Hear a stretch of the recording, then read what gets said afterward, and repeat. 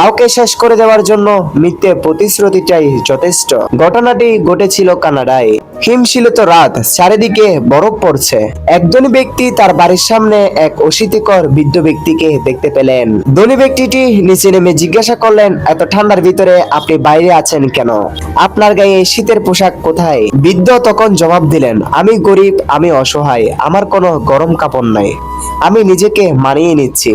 ধনী ব্যক্তিটি অবাক হয়ে বললেন, আপনি একটু অপেক্ষা করুন, আপনার জন্য আমি গরম কাপড় আনতেছি। এরপর তিনি তার বাড়িতে ঢুকে এতটা ব্যস্ত হয়ে পড়েছেন যে বৃদ্ধের কথা বেমালুম ভুলে গেলেন।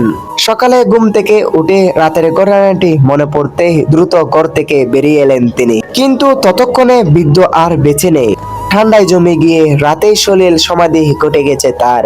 ধনী ব্যক্তিটি দেখলেন বৃদ্ধের পাশে একটি চিরকুট পড়ে আছে, যাতে লেখা, যখন আমার কোনো অসংখ্য কাপড় ছিল না তখন আমি মানিয়ে নিয়েছিলাম, কিন্তু আপনি যখন আমাকে সাহায্য করার প্রতিশ্রুতি দিলেন তখন সে আশায় অপেক্ষা করতে করতে আমি ঠান্ডার সাথে লড়াই করার ক্ষমতা হারিয়ে ফেললাম।